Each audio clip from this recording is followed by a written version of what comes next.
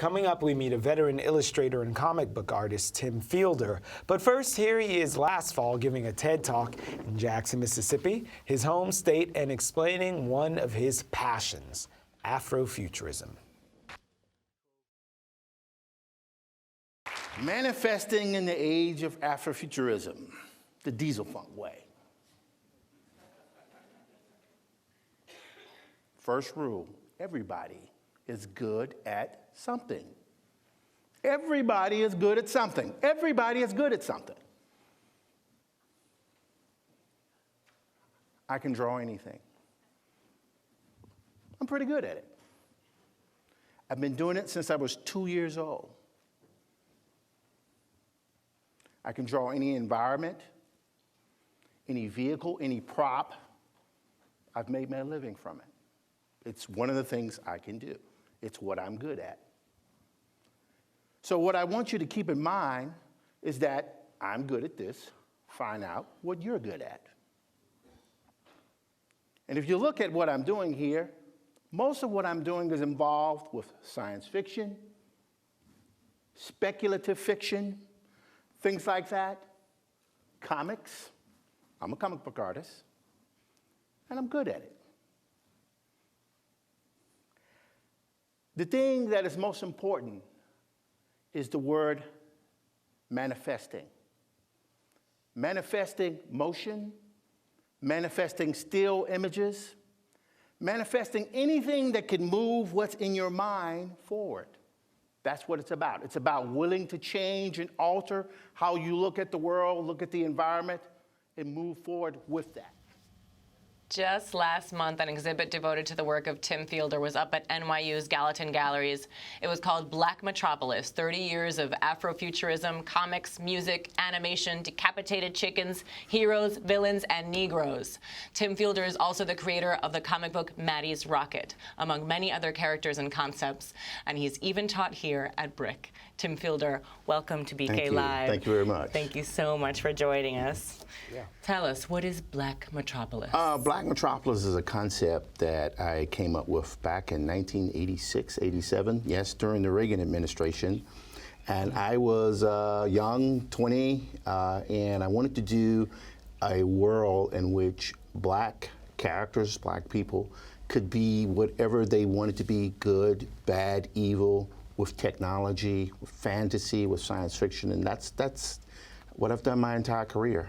Yeah. Awesome. Well, of course, it's summer, which means that there's at least 7 or 12 or 20 action and superhero movies out there, and people of color are just making some inroads into those stories on the big screen, but they got to start on the pages. So how we doing there? Well, we are actually doing quite well in terms of the comic book industry. Okay. People like David Walker, Ford Richardson, John Jennings, Joe Illidge, all these people are really making inroads and have been doing it for some time, introducing diverse characters, but not just characters, creating diverse companies. We've been doing it for decades, and it's a pleasure to be a part of it. And you have a company. Yes, I do.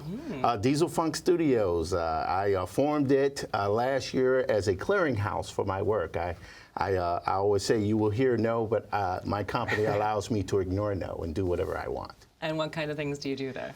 Right now, I'm producing a comic book, Matty's Rocket, and very soon the show was very, very successful, and we'll be releasing Black Metropolis as a collected volume with all of my work over 30 years, meaning I had hair at that time. And I'll be publishing many other projects. The show will be traveling. It'll be a touring show. It's very successful. Cool. And it's been an absolute eye-opener and pleasure to the world has finally caught up. What a relief. I love it. I believe we have a clip of some of your animation. Can you tell us what we're about to see? I think this right here is a clip from Matty's Rocket. Before I was doing it as a comic, well, actually I was doing comics back in the 90s with Matty's Rocket. Yeah. At the time it was called If God Was a Woman, which is an interesting title. Right. But when I did it, I decided to do it as an animation until my Black Kirby partners, John Jennings and Stacey Robinson, told me to start publishing again, and it completely liberated me. All right, let's see what we got here. You've got about 2 seconds to make a decision. After that, I'm going to make a decision for you.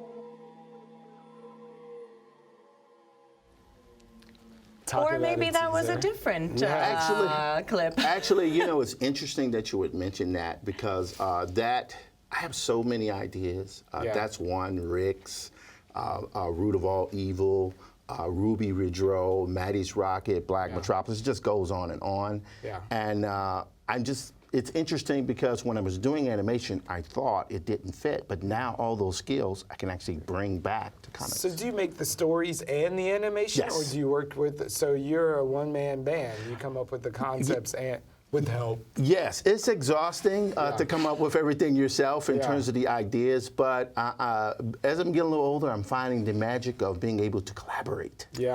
God bless. Yes, Like yes. a The magic, collaborating and delegating. So what is this that we're seeing now? This right here is a animatic from a feature film called Harbinger, yet another project I'm working on. That will be done before I am 80 years old. Well, the clock is ticking. Get to it. Getting to it as fast as I can. Absolutely. So Tim, tell us about the exhibit. I feel like it's not just an exposition of your work. There's also going to be some teaching. Yeah, you know, I've taught for BRIC for about the last 4 years. Sky McLeod has been an absolute gem in bringing me on board, and I teach all kinds of subjects. In fact, the last class I taught was bringing life to your poetry. I'm not a poet, but it was interesting. But the show allowed me, I think my mother said it best, it allowed me or a person to see my life in the work. And my kids were there, so that was like a huge deal that's for a bonus. me. Yeah, it was. Did they follow in your footsteps? Yes. My children, particularly my sons, are absolute nerds. I love that. Yeah. They can tell you everything about Justice League and Batman Beyond, and I turned them into nerds. I'm guilty. I love it. Who are some of your favorites? For me, you know, I grew up in Mississippi, so across the street from a cotton field. So I grew up reading the Marvel and DC comics, but due to being the youngest of 4 siblings, I read a lot of underground comics like Spain Rodriguez and Trashman, which is absolutely crazy. We were reading that stuff. Yeah. R. Crumb, Richard Corbin, and these are all people who had influences on me, and Star Wars, of Was course. this just stuff you inherited from the elders? It made its way to you, or you were out there digging yourself and finding stuff? Well, you know, when you're the youngest, you inherit, but you eventually take on those traits. All of my siblings are artists. Really? Yes. Do you think you can teach anyone to draw? Because I'm pretty horrible at drawing. Yes, I can. And in your TED Talk, you talked about, Yes. I can draw everything. Yes, I can teach everybody to draw. In fact, at BRIC and at New York Film Academy, I have to have a portion of my class where I break down the mysticism behind drawing. I want to draw a melody. I want a Titanic style, but with clothes Turn that on. over. Let's see. Let's do trial by fire. All right, I'll do A bit of advice. This isn't fair, and we All don't right, even so have time. I will for even it. draw. Well, I will take. You make your drawing of Mel, and I'll make mine. All right, here we go. And she's got that wonderful hairdo, and she's got the ear. So while we do our drawings, I'm going to ask you: is there? You make these universes, and if you could endow yourself with any superpower, what would you make yourself? Teleportation, without a question. You can. Why? Where are you going? You can get inside of a bank in and out very quickly without being detected. Can you bring something with thinking you? about the heist? But look, can you? This is something you talked about. Those nerds, Then I watch The Big Bang Theory, and they sit around and debate. Okay, you can teleport yourself in there, but can you bring the money out with you? Aren't there all these worlds and rules and all of these like Superman nerdy things? Well, that's the nature of speculative fiction. You can make stuff up. So do you keep that in the front of your mind when you really are working on something to say, oh, people are going to really kill me on this one, so I better not give him this power, or it just totally goes against the space-time continuum, or it's like, it's my world? Right. What I do is I tend to use an operation where I try to imbue